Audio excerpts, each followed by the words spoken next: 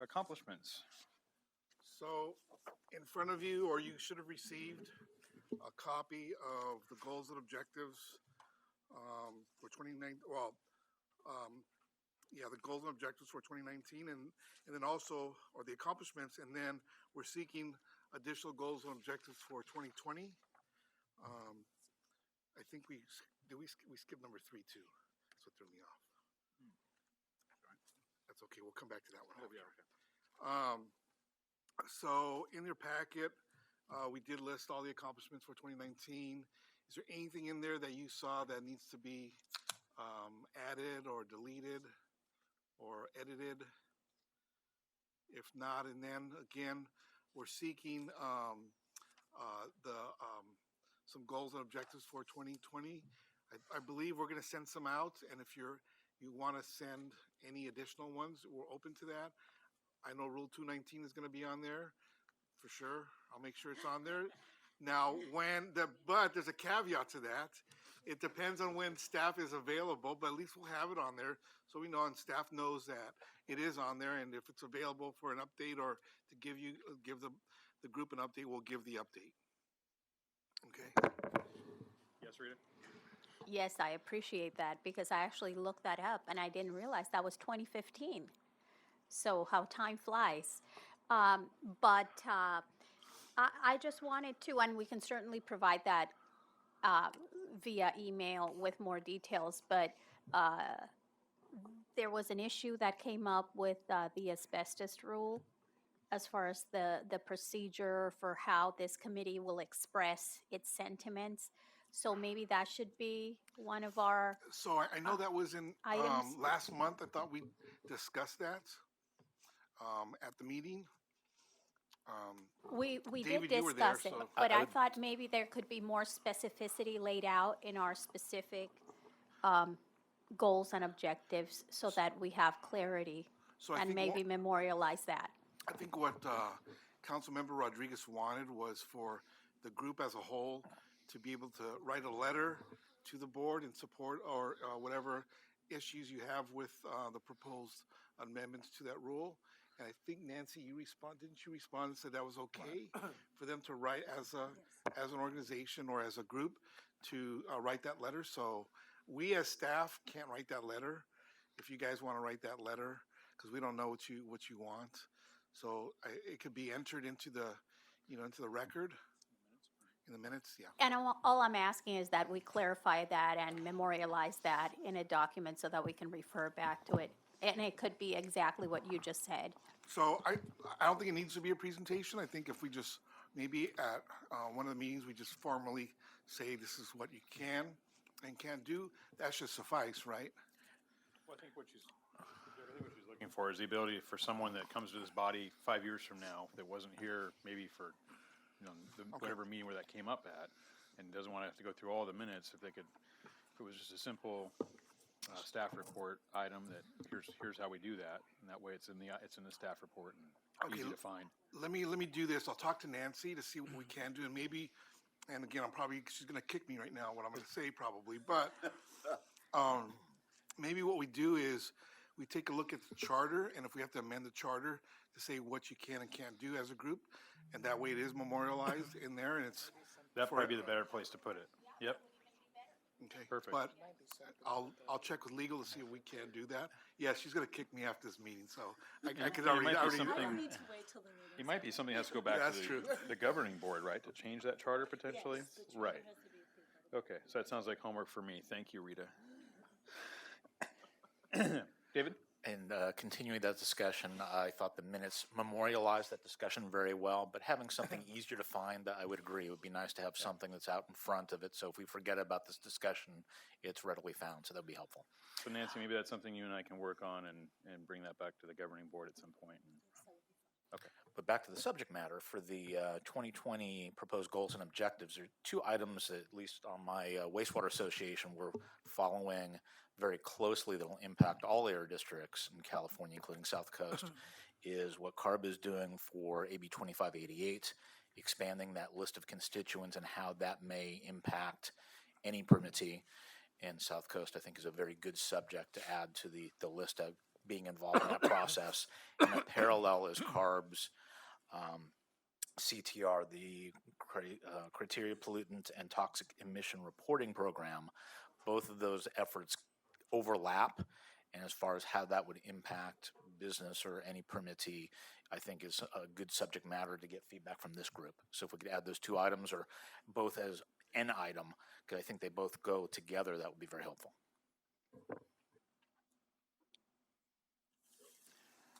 Yeah, I guess I'm one of the few people around here who has participated on the Blue Ribbon Committee on advisory groups when Norma Glover was the chair and I was her appointee. And so anyway, and I still have all of our paperwork here for it. But I think It's time to start purging, Bill. Huh? It's time to start purging. Apparently not. Or start scanning. If you hold it up, if you hold on to something long enough, it'll come back. But actually, the way that we set this up is that the advisory groups would communicate with their sponsoring committees. In other words, the admin committee, or for home rule, those of us who are on home rule, to the stationary source, Right. but not circumvent the committees to the full governing board. So that's what I heard. I thought I heard you say, Derek, write a letter to the governing board, and I think that we don't want to bypass. Yeah, It we was don't so want as to you're bypass having- the committees. Yeah. Yeah. Point well taken. All right. Any other items on the for the 2020 goals and objectives? Oh, John. Mr. Chairman, I wondered if it's possible, and I know that this is sometimes there's a large reluctance to do this, but is it possible to actually measure through the MATES program and do a independent survey of the real costs of our various rules and regulations and the impact and the actual impact on the air versus computer programs? Derek, want to answer that one? Or? Sure, John. I will talk to staff and see if that's possible. I'm not saying it is, or I'm not saying it isn't. I just don't know.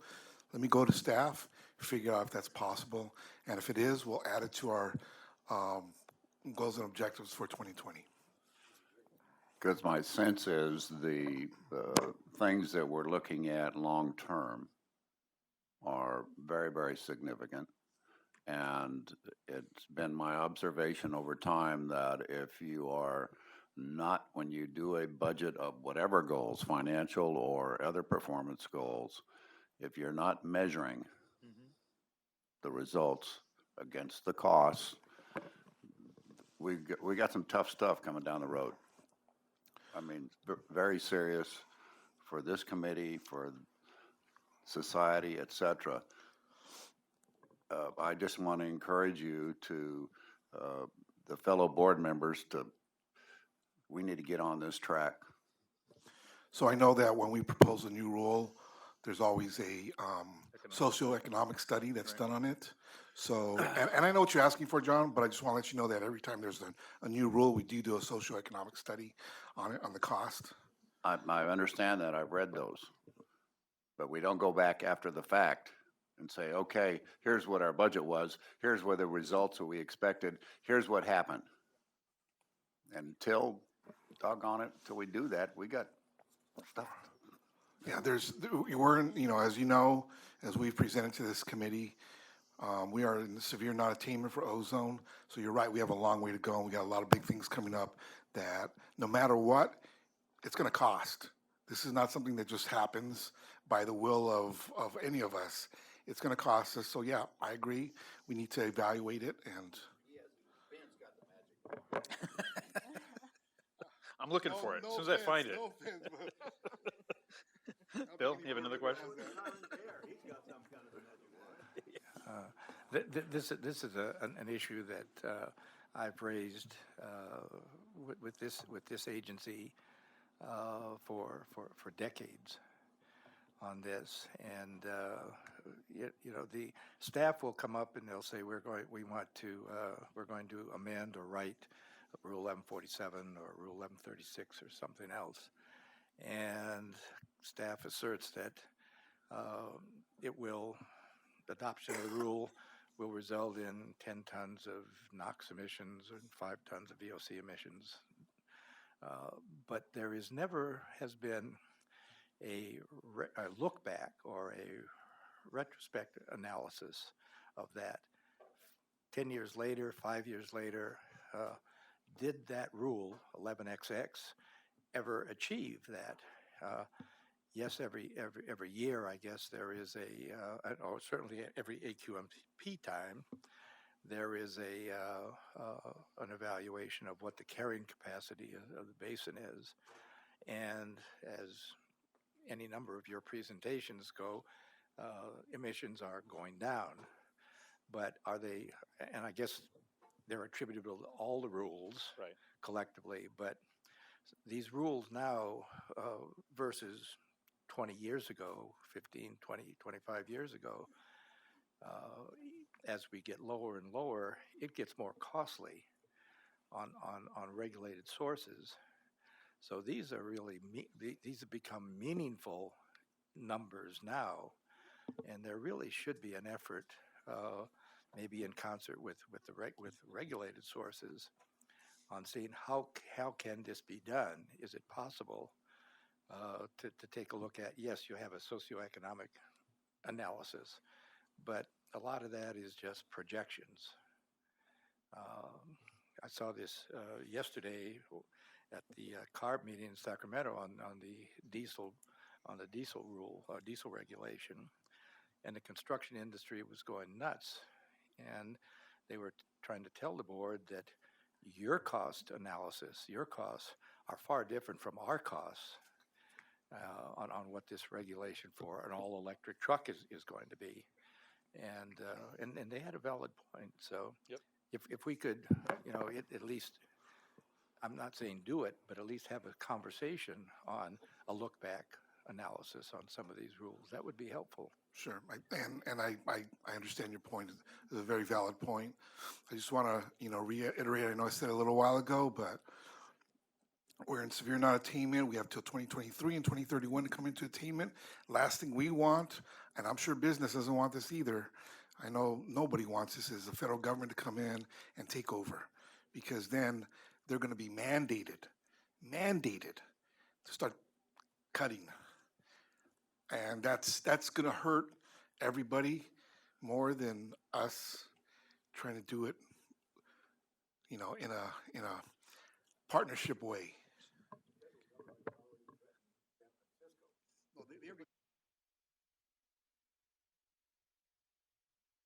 A threat and actually doing it are two different things, but they've already threatened our district. They threatened Coachella Valley, and this, we don't want to take anything for chance. So. Supervisor Rutherford has a comment she'd like to make. Is your audio working now, Supervisor? Is it on mute on your side, they're asking? No? No? Looks like she's got a green light there. You want to have her call in? How about this? Let me call you. I'll put you on my speakerphone. Where there's a will, there's a way. Hello, Mr. Chair. Hey, there we go. I got you broadcasting in the room now. All right, I know we're trying to work on the issues. What I wanted to do was add on number 1, 2 subpoints. The first is to recommend an update on the 2016 AQMP implementation and development of the 2022 AQMP. So not just talk about the funding. Sounds good. And then the second point would be progress in meeting the 2023 attainment deadline, which I know Derek was just referencing, but I think it might be important to have that as a separate point. And also as a sub-point under there, the contingency plan adopted by the governing board last week, specifically on the federal challenges. Okay. Did you get all that, Derek? Yep. Okay. You got it. Okay, we'll email the language to Derek later. Sounds good. All right, thank you. Thanks. All right. Rita, you have another comment? Besides Yeah, 219? I'm sorry? Besides 219? Yeah, Okay. besides 219.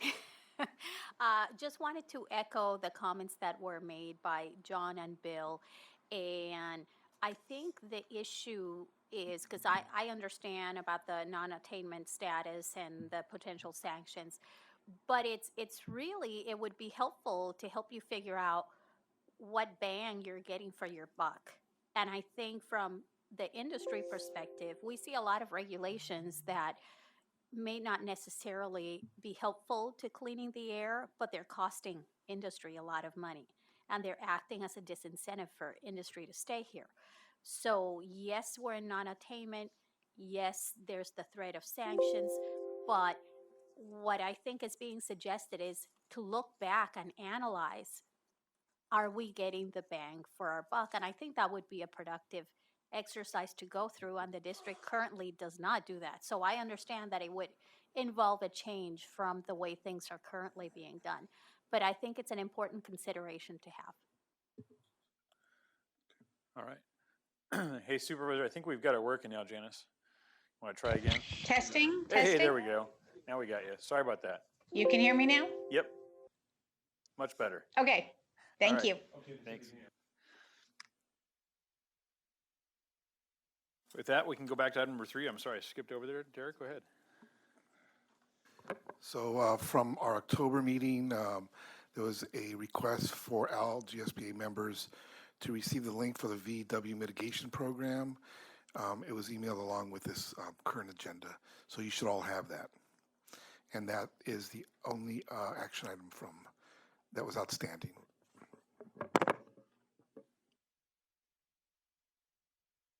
All right, very good.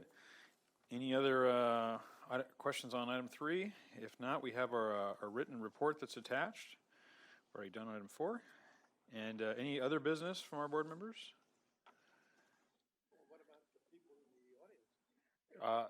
You know what? I don't know where they. The one time we had food, they're not here. I'm not sure why.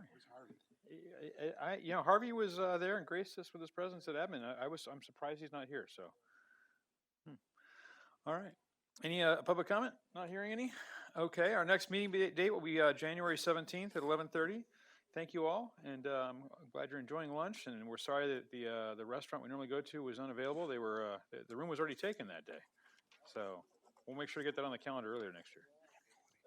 And happy holidays, everybody, and have a great Christmas or Hanukkah or whatever you're going to be doing this season, and hopefully some good time off with family.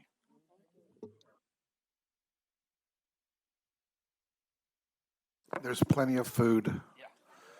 Yeah. And some good carbs over there. You can deliver it out here to Rancho Cucamonga. I'll have Todd deliver some. How's that? Excellent.